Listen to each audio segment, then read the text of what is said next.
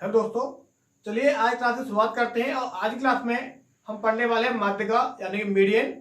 और ट्रायंगल का पार्ट चल रहा है। आपको पता होगा कि इससे कई सारे लेक्चर ज्योमेट्री के हो चुके हैं और आप लोग पढ़ लिएगा हो ज्योमेट्री का बाकी जो पार्ट है जो इससे पहले क्लास में हो चुके हैं। और आज की क्लास में शुरुआत करते हैं और मीडियन जिसको हम हिंदी में कहते हैं माध्यिका।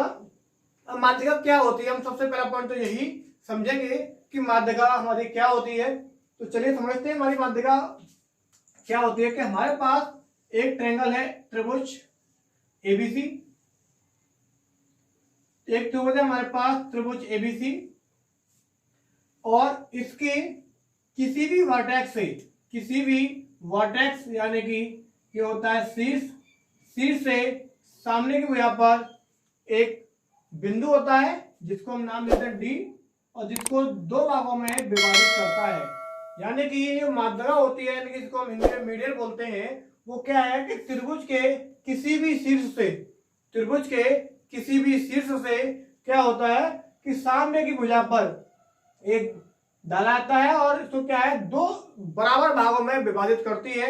ऐसे ही हम इससे भी एक माध्यिका निकाल सकते हैं। इस प्रकार से एक माध्यिका यहाँ डलेगी तो इस वाली साइड को बराबर भागों में बांटेगी और एक सी इसके वर्टेक्स है इससे डालेंगे तो इसको भी ये बराबर भागों में विभाजित कर देगा। ये हमारी होती है माध्यिकाएं। ठीक, क्या होती है? माध्यिकाएं होती है। इसमें कुछ पॉइंट ऐसे हैं जो कि हमें समझने हैं। पहला पॉइंट तो ये कि इसकी जो माध्यिकाएं होती हैं तीनों एडी बी और सी एफ ये इस बिंदु पर मिलती हैं जिसको हम जी कहते हैं यानी कि ग्रेविटी सेंटर यानी केंद्रक कहते हैं। इसको हम ना क्या कहते हैं? ग्रेविटी सेंटर कहते हैं। लेकिन एक क्वेश्चन मेरा ये बनता है कि तीनों जो माध्यिकाएं हैं क्यों इसी बिंदु पर ही क्यों मिलती हैं? तो मैं एक क्वेश्चन आप लोगों से पूछना ये चाहता हूं और आपके माइंड में बन रहा होगा तो वो मैं क्लियर कर देता हूं कि यहां से सामने की यहाँ पर ये एक हमारा माध्यिका डाली गई, ये एक माध्यिका डाली गई। मैंने माना कि इस वाले पॉइंट पर ये एक दूसरे को काट रही है, क्या तीसरी माध्यिका भी कैसी पॉइंट से होकर जाएगी? लेकिन जाएगी तो क्यों जाएगी? अगर जाएगी तो सवाल ये बनता है इसी पॉइंट से होकर क्यों जाएगी? क्या ये माध्यिका कहीं हो सकता है कि इधर होकर उधर सकती थी, इस प्रकार से आ सकती थी, लेकिन ऐसा नहीं किया गया। थोड़ा हटके भी आ सकती थी, थोड़ा सा इस पॉइंट से हट के आ सकती थी इस प्रकार से, लेकिन एक ही पॉइंट से क्यों गई? ये सारी चीजें हम इस क्लास में जानेंगे क्योंकि कई सारे लेक्चर होंगे ज्योमेट्री के जिसमें आपको समझाया जाएगा इस चीज के लिए। ठीक है, तो स्टेप बाय स्टेप पढ़ेंगे। तो सबसे पहला पॉइंट मैं आपको समझाने वाला ये हूं कि माध्यिका के ऊपर कोई भी त्रिभुज है हमारे पास, एक त्रिभुज है हमारे पास,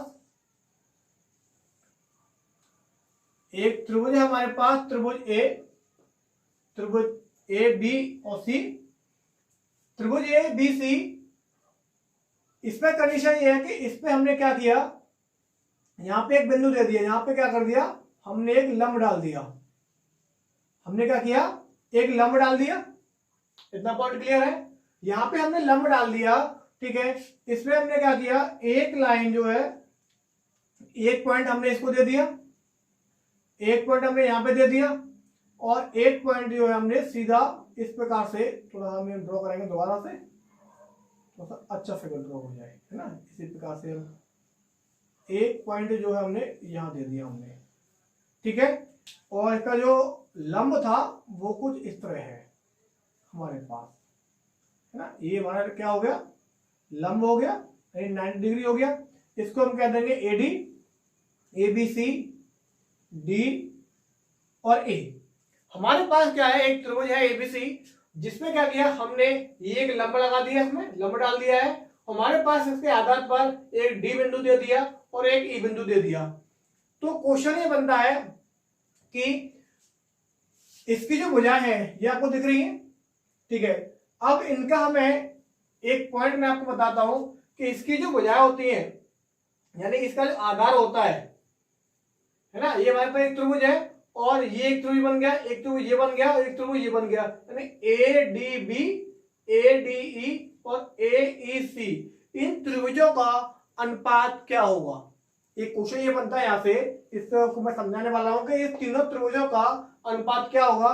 ये जो लंब डाला है इसको आप त्रिभुज के अकॉर्डिंग ना देखें, इसमें क्या है ए डी बी, ठीक है, और ए डी ई और ए ई सी, ये हमारे पास एक त्रिभुज को 3 भागों में बांटा गया है।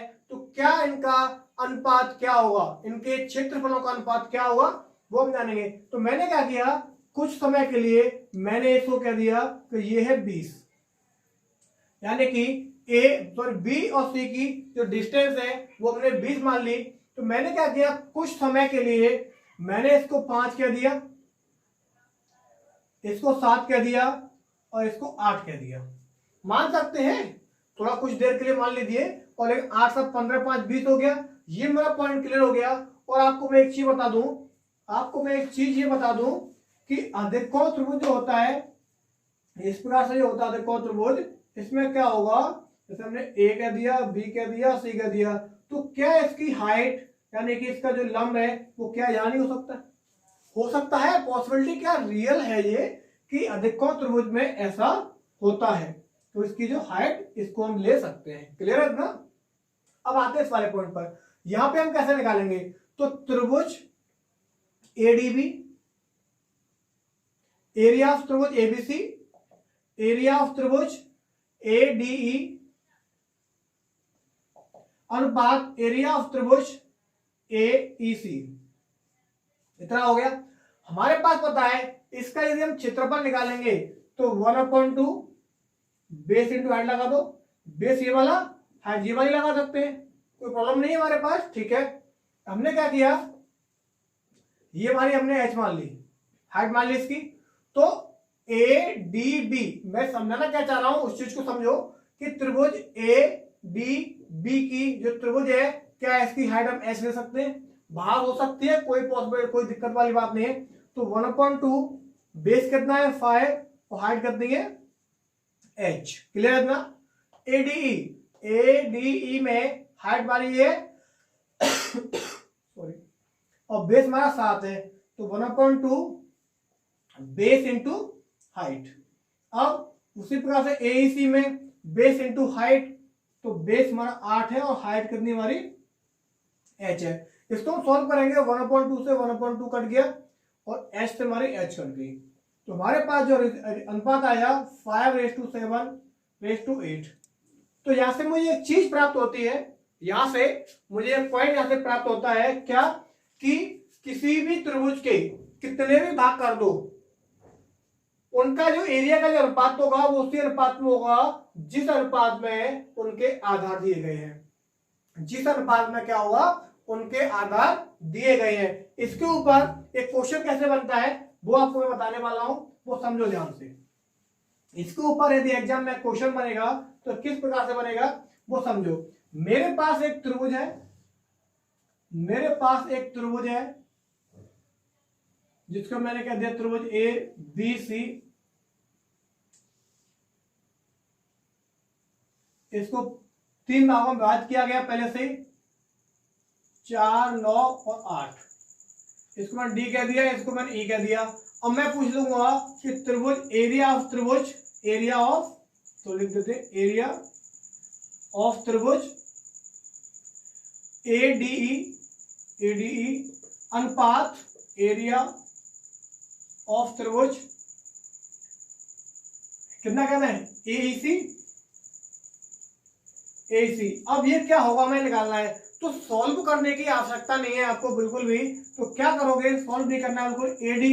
एडीई यानी कि 9/8 हो गया, शॉर्ट में हो गया। इसका जो एक्सप्लेन कराने का जो मतलब था वो ये कि हमें इतना सारा एक्सप्लेन ना करना पड़े, एग्जाम में सॉल्व ना करना पड़े, इसलिए त्रिभुज के कितने ही पार्ट कर दिए जाएं, लेकिन जो भी हमारे पास नए त्रिभुज बने हैं उनका जो अनुपात होगा एरिया का उसी रेशियो में होगा जिस रेशियो में उनके आधार दिए गए हैं। क्लियर पॉइंट है अपना? चलिए फिर आगे चलते हैं। बस आपको ये ध्यान रखना है कि त्रिभुज के कितने भाग कर दिए जाएं, उनका जो नए त्रिभुज बने हैं भाग करने के बाद उनका जो अनुपात होगा वो वही अनुपात होगा जो उनके आधार दिए गए हैं। ठीक है, चलिए अब आगे वाला पॉइंट हम देखते हैं वो क्या है। हमारे पास एक त्रिभुज है, त्रिभुज ए बी और सी, और ये हमारी माध्यिकाएं हैं ए डी बी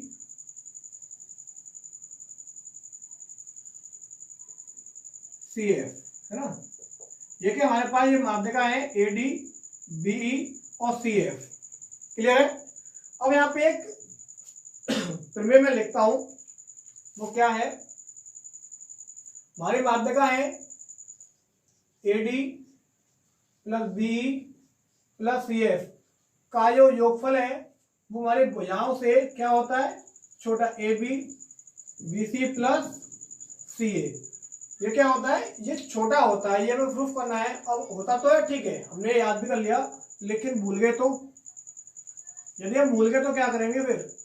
इसीलिए मैं आपको इसका प्रूफ दिखाता हूं कि ये ऐसा पॉसिबिलिटी कैसे होती है, ये जो प्रमेय है वो कैसे सिद्ध होगी। ये चीज बताओ, ये जो सिद्ध करने वाली जो चीजें हैं वो एग्जाम में कभी नहीं पूछने वाला है। एग्जाम में एसएससी कभी नहीं पूछने वाला, चाहे एसएससी हो, सीडीएस हो, UPSI, UP police, railway, bank, कोई भी एग्जाम हो, उसमें ये नहीं पूछने वाला है कि ऐसा क्यों होता है। लेकिन मैं आपको इसलिए बता रहा हूं, तो एग्जाम जो क्वालिफाई होता है, एग्जाम जो क्वालिफाई होता है वो हमारा बेसिक से होता है। यदि आपका बेसिक क्लियर है, उन्हीं बच्चों का एग्जाम क्लियर होता है, अदरवाइज एग्जाम क्लियर इसलिए नहीं होता है क्योंकि हमारे पास एसएससी मेंस की यदि हम बात करें तो उसमें मैथ जो होता है आपको पता है 100 क्वेश्चन आते हैं और 200 मार्क्स का आता है। 100 क्वेश्चन 200 मार्क्स के आते हैं, लेकिन यहाँ पे सारा खेल बेसिक का है, यहाँ पे सारा खेल बेसिक का है, इसलिए क्या आपको बेसिक सिखाना बहुत जरूरी है। अब इसका प्रूफ देखते हैं ना, इसका क्या करते हैं, प्रूफ देखते हैं। अभी हमने क्या किया, इसको थोड़ा सा रफ कर देते हैं,